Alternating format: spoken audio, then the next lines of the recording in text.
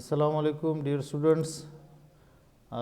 Today we are here in the 13th lecture in 8th week. I think we have to check the date. Today is 24th. Now we have to start the same topic, that is if else end command और control flow.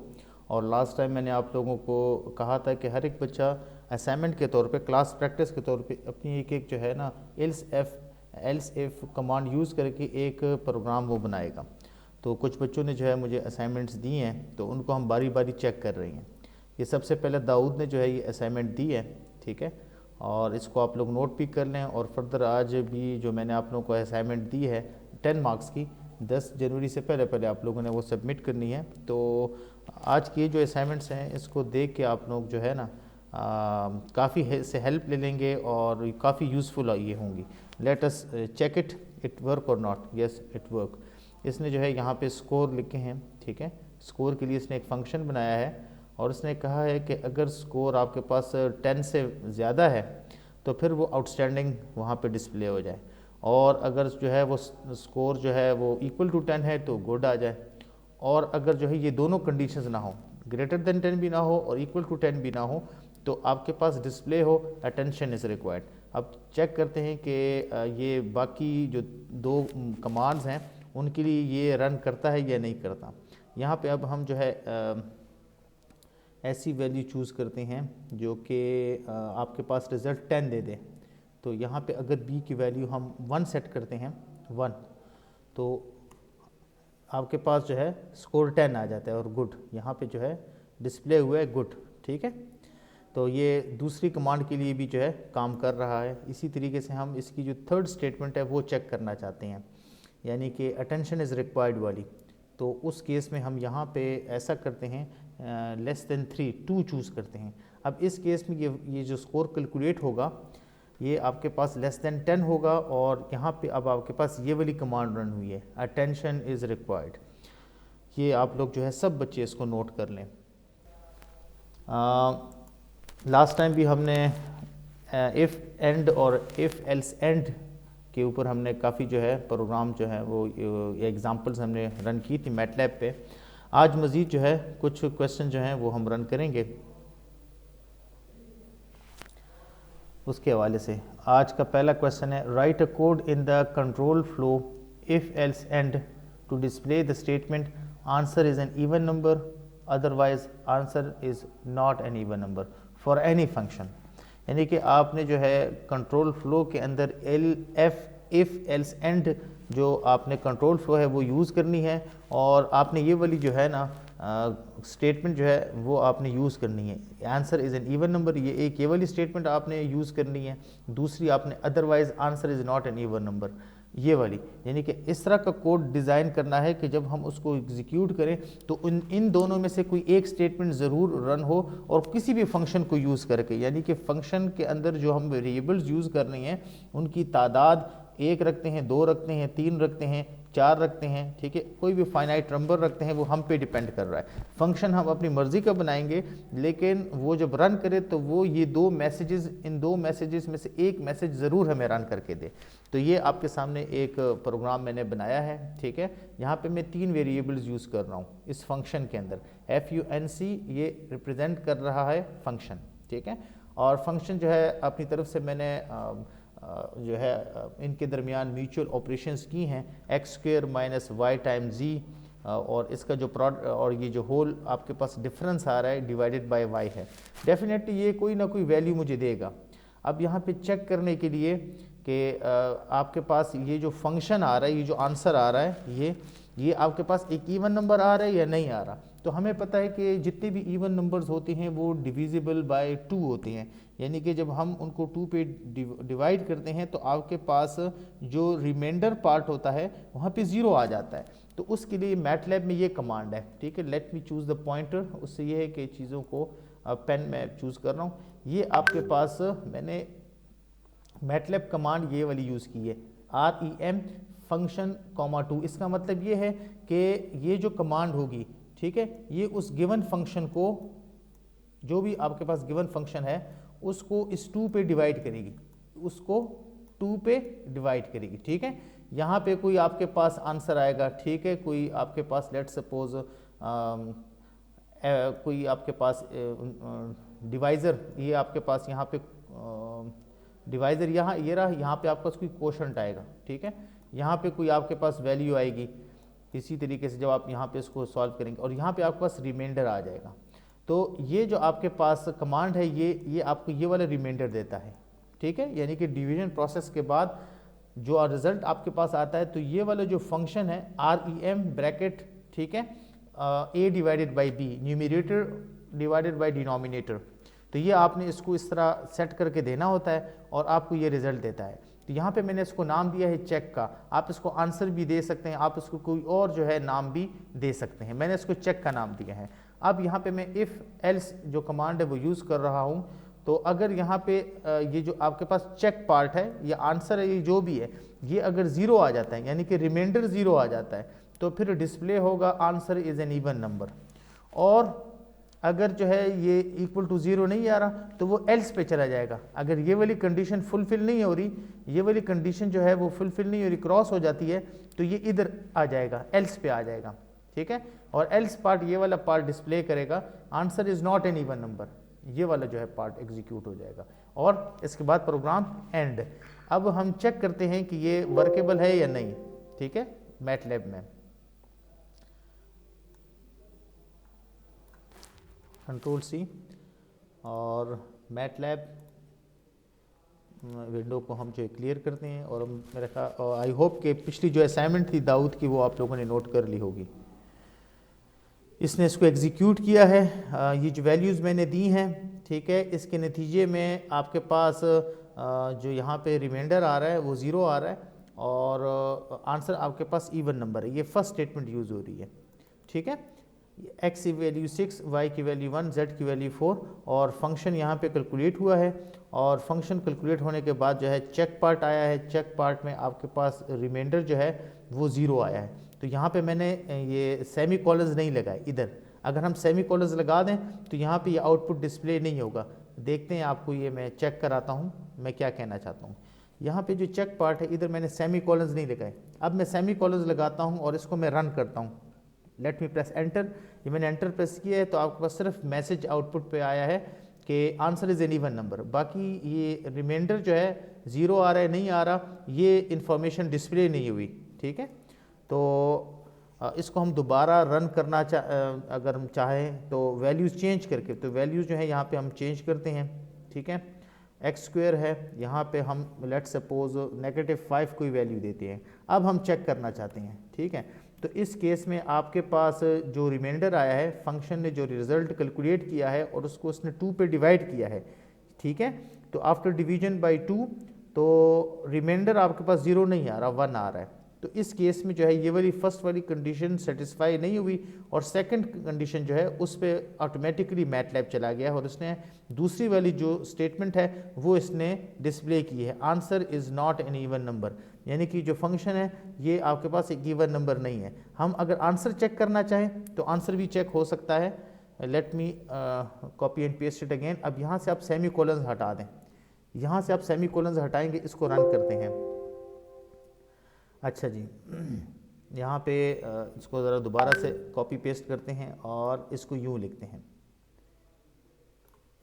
Control X और control V, यहाँ पे semi colons और यहाँ से हम अगर check करना चाहें फंक्शन को कि फंक्शन क्या रिजल्ट दे रहा है, फंक्शन 21 रिजल्ट दे रहा है, answer is not an even number, ठीक है। यानी कि जो एक्चुअल हमारे पास फंक्शन था हम ये देखना चाहते हैं कि उसका आंसर क्या आ रहा है। हम आफ्टर डिवीजन रिमाइंडर में अगर इंटरेस्ट नहीं रखते, हम एक्चुअल आंसर देखना चाहें तो वो 21 है और हमें पता है कि 21 जो है इवन नंबर नहीं है, तो ये वाला मैसेज जो है वो डिस्प्ले हुआ है, answer is not an even number. इसी तरीके से एक और वैल्यू के लिए हम इसको अगर चेक करना चाहें, let me copy and paste it और यहाँ पे y की वैल्यू लेट सपोज मैं चेंज करता हूँ, y की वैल्यू में 3 करता हूँ। अब इसको रन करते हैं। अब आपके पास जो है एक डेसिमल नंबर आया है 4.333, तो हमें पता है कि ये भी आपके पास एक इवन नंबर नहीं है, तो वो वाली कमांड रन हुई है जो कि आपके पास नॉट एन इवन नंबर के केस में थी। ठीक है बेटा। अच्छा जी, अब हम जो है फर्दर जाते हैं, रिज्यूम करते हैं सेकंड जो हमारे पास जो है क्वेश्चन है इसका। जी, सेकंड क्वेश्चन आपके पास ये रहा नेक्स्ट पेज पे। Right a code in the control flow if else and with multi expression under if. Multi expressions under if का मतलब क्या है? ठीक है, मल्टी एक्सप्रेशंस अंडर इफ यानी कि फर्स्ट टाइम जब आप इफ लिखते हैं तो अब तक जितनी हमने प्रीवियस क्वेश्चंस किए हैं और आज जो असाइनमेंट हमने की है तो उसमें वो एक कंडीशन को eight the same time execute कर रहा था। अब यहाँ पे ये एक कंडीशन नहीं बल्कि दो कंडीशंस जो है वो चेक करेगा। ये नज़र आ भी रहा है आपको, इफ़ के बाद दो कंडीशंस यहाँ पे इसने चेक की हैं, एक ये वाली कंडीशन और एक ये वाली कंडीशन। मैं भी समझाता हूँ आप लोगों को ये वाली कंडीशन क्या है। ठीक है, तो मल्टी एक्सप्रेशंस का मतलब ये है एक से ज़्यादा कंडीशंस। तो हम दो कंडीशंस भी at the same time check कर सकते हैं, दो से ज़्यादा, 3, 4, 5, 10, जितनी जो है हमारे पास सिचुएशन बनती है उतनी conditions according to the requirement हम जो है वहाँ पे पुट कर सकते हैं। ठीक है, अब ये क्या है आपके पास जो है XYZ और function as it is previous जो हमने यूज़ किया है वो है एग्जैक्टली इसी तरीके से। जो चेक पार्ट है आपके पास रिमाइंडर जिसमें आप चेक करना चाहते हैं वो भी वही है, यानी कि इवन और ऑड नंबर वाला ही है, लेकिन अब यहाँ पे आप मल्टी स्टेटमेंट्स इफ़ के बाद चेक करना चाहते हैं। ठीक है, तो यहाँ पे मैंने लिखा है कि अगर आपके पास ये जो आंसर आ रहा है यहाँ पे रिमाइंडर पार्ट में वो अगर इक्वल टू 0 नहीं है या आपके पास नॉट का सिंबल है, ये जो आपके पास है ना ये वाला symbol, it stand for not, it stands for not, NOT not, not 0। ठीक है, हम कहते हैं ना नॉट इक्वल टू 0, तो यहाँ पे मैटलैब में आप उस वैल्यू के आगे नॉट लिखेंगे। ठीक है, यानी कि अगर आपके पास रिमाइंडर 0 नहीं है और ये आपके पास ये जो दो वर्टिकल लाइंस है, ये दो vertical lines, these two vertical lines, these two vertical lines stand for और, ये और को रिप्रेजेंट करता है। हमारे पास जो वर्ड और है तो उसके लिए मैटलैब में हमारे पास ये दो सिंबल्स हैं। इसी तरीके से जितनी कंडीशंस हम चेक करना चाहेंगे तो अगर बीच में हम और लिखना चाहते हैं तो हम और लिखेंगे, और अगर बीच में हम एंड लिखना चाहते हैं तो एंड के लिए नेक्स्ट क्वेश्चन है, नेक्स्ट प्रोग्राम है, वो हम नेक्स्ट पार्ट में करेंगे। अभी ये वाला जो प्रोग्राम है वो हम एग्जीक्यूट करेंगे और के लिए। ठीक है, और रिमाइंडर आपके पास नेगेटिव भी आ सकता है। ठीक है, तो अगर आपके पास रिमाइंडर जो है 0 के बराबर नहीं है या वो कोई नेगेटिव नंबर है तो हमारे पास ये वाली स्टेटमेंट डिस्प्ले होगी, answer is not an even number. और लेट्स सपोज डिवीजन के बाद रिमाइंडर जो है वो न ये वाली कंडीशन जो है सेटिस्फाई कर रहा है और न ये वाली कंडीशन सेटिस्फाई कर रहा है। ठीक है, बल्कि एक और कंडीशन वो सेटिस्फाई कर रहा है कि जो है ना वो 0 के बराबर है। ठीक है, तो आपके पास फिर ये वाली स्टेटमेंट डिस्प्ले होगी, answer is an even number वाली। ठीक है, और लेट्स सपोज इन तीनों में से कोई एक भी जो है स्टेटमेंट एक भी कंडीशन नहीं बनती, एक भी कंडीशन, तो फिर ये वाली लास्ट वाली जो है कंडीशन सेटिस्फाई होगी, क्योंकि उस कंडीशन में भी जो है आपके पास आंसर जो है वो इवन नंबर नहीं होगा। आए चेक करते हैं, इसको रन करते हैं कि ये जो है एग्जीक्यूटेबल है या नहीं। Let me just copy it from here or let me clear the command window as well. Okay, here is the answer. Answer आपके पास आया है, इसने जो है इसको चेक किया है और चेक आपके पास 0 आया है। तो 0 आपके पास 0 के केस में आपके पास ये वाली स्टेटमेंट है, ये वाली स्टेटमेंट एग्जीक्यूट हुई है। ठीक है, रिमाइंडर जो आपके पास चेक पार्ट में था जिसको मैंने चेक नाम दिया है, तो चेक ज़रूरी नहीं, आप कोई और नाम भी दे सकते हैं, आंसर भी दे सकते हैं, रिजल्ट भी दे सकते हैं। ठीक है, कोई भी आप इसको नाम दे सकते हैं। तो यहाँ पे जो डिवीज़न जिसके बेस पे हम फैसला करते हैं कि ये आंसर इवन नंबर है या ऑड नंबर है, तो वो ये है। तो आपके पास इस केस में चूंकि रिमाइंडर 0 आ रहा था तो इस वजह से ये वाली स्टेटमेंट जो है एग्जीक्यूट हुई है। अब इसके अंदर वैल्यूज़ हम चेंज करते हैं और फिर चेक करते हैं कि रिज़ल्ट क्या आएगा। इस केस में हम लेट सपोज फंक्शन के अंदर नेगेटिव 6 नहीं डालते, बल्कि इसके अंदर हम डालते हैं 3, लेट सपोज 3 आपके पास है। ठीक है, और y को भी हम चेंज कर देते हैं, y को हम 4, चले इसको अब एग्जीक्यूट करते हैं। रिमाइंडर आपके पास नेगेटिव डेसिमल नंबर आया है और नेगेटिव डेसिमल नंबर जो है वो क्या है, वो या तो ये वाली कंडीशन, इस वाली कंडीशन में जो है फिट होता है, ये नॉट इक्वल टू 0 और लेस देन 0, ठीक है, answer is not an even number, या वो यहाँ पे भी आ सकता है, display answer is not an even number. तो यहाँ पे चूंकि ये नेगेटिव ऑलरेडी है और यहाँ पे हमने इसको कहा हुआ है कि अगर कोई नेगेटिव आता है तो नेगेटिव के केस में आप ये वाली स्टेटमेंट एग्जीक्यूट कराएं, मैटलैब को हमने ये कहा हुआ है, डायरेक्ट किया हुआ है, जैसे और जिस तरीके से हम जो है और जितना हम उसको इन्फॉर्मेशन देंगे उतनी ही इन्फॉर्मेशन वो एक्वायर्ड करेगा और हमें उतना ही आंसर देगा, ना उससे ज़्यादा देगा ना उससे कम। तो हमने इसको कहा हुआ है कि अगर आपके पास रिमाइंडर जो है इक्वल टू 0 नहीं आता या लेस देन 0 आता है तो पहले जो है वो ये वाली कमांड डिस्प्ले करे, answer is not an even number, जो कि इस केस में यहाँ पे एग्जीक्यूट हुई है। लेकिन अगर आपके पास जो है वो इवन नंबर आता है और रिमाइंडर 0 आ जाता है इवन के केस में, तो फिर ये वाली स्टेटमेंट एग्जीक्यूट करेगा, जो कि फर्स्ट केस में इसने जो है हमें एग्जीक्यूट करके दिखाई है, ठीक है। अच्छा, अब इसी तरीके से हम एक और रिजल्ट भी इसको असाइन कर सकते हैं, ठीक है। लेट सपोज हम यहाँ पे y की वैल्यू नेगेटिव देते हैं, ठीक है, नेगेटिव देते हैं। अब चेक करते हैं, अब आपके पास इस केस में भी नेगेटिव जो है आपके पास रिमाइंडर आया है और वही स्टेटमेंट एग्जीक्यूट हुई है, that is answer is not an even number. तो इस तरीके से हमने जो है मल्टी कंडीशंस, मल्टी स्टेटमेंट्स जो हैं वो हमने जो आपके पास कंट्रोल फ्लो है उसमें इफ़ के बाद हमने यूज़ करके एक प्रोग्राम रन किया है, लेकिन इसमें हमने और यूज़ किया है। और अब हम जो है एक और प्रोग्राम रन करेंगे जिसके अंदर हम जो है और के बजाय एंड जो है वो पुट करेंगे यहाँ पे। वही सेम स्टेटमेंट है, क्वेश्चन है आपके पास, लेकिन यहाँ पे अब जो प्रोग्राम है, तो ये जो कोड आपको नज़र आ रहा है मैटलैब का, इसके अंदर यहाँ पे एंड है, और की जगह एंड है। तो इसी तरीके से जितनी स्टेटमेंट्स होंगी, यहाँ पे तो 2 स्टेटमेंट्स हैं, एक ये वाली स्टेटमेंट है और एक ये वाली, तो अगर एक से ज़्यादा स्टेटमेंट्स हैं या 2 से ज़्यादा स्टेटमेंट्स हैं, 3 है, 4 है, और उनके दरमियान हम एंड लगाना चाहें तो हम उसी तरीके से एंड लगाएंगे, और अगर हम और लगाना चाहें तो और भी यूज़ हो सकता है। यानी कि एट द सेम टाइम मुख्तलिफ़ किस्म की जो कंडीशंस होती हैं उनमें एंड और जो है अकॉर्डिंग टू द सिचुएशन वो लगाई जा सकती हैं। इस प्रोग्राम को भी जो है हम ज़रा रन करते हैं ताकि सेटिस्फेक्शन हमारी हो जाए। Let me just copy it और इस कमांड विंडो को ज़रा क्लियर करते हैं। एक स्टूडेंट जो है वो कम हो गया, पहले स्टार्ट में 7 स्टूडेंट थे और अब जो है 6 स्टूडेंट शो हो रही हैं।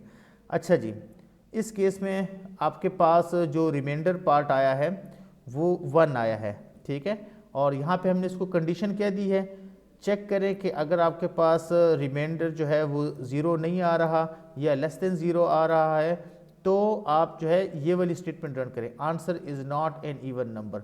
तो इस केस में जो रिमाइंडर है वो ना लेस देन वो 0 के बराबर नहीं है, ठीक है, लेकिन वो जो है आपके पास लेस देन 0 भी नहीं है, ठीक है, 0 के बराबर नहीं है, तो उस केस में जो है आपके पास ये वाली कंडीशन एग्जीक्यूट होगी, ठीक है, not equal to 0।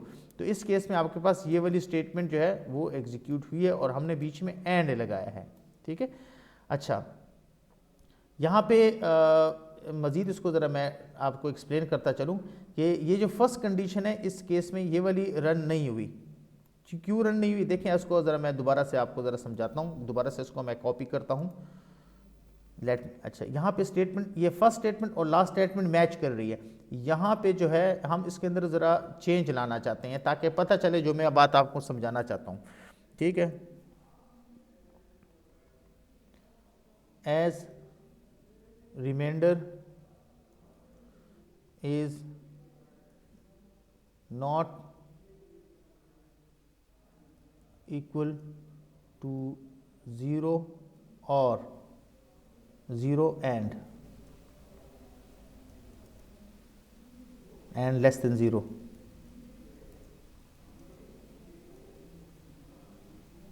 is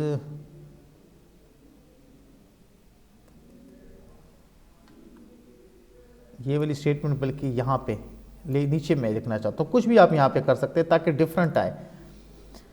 as remainder is not equal to 0 and less than 0, that's why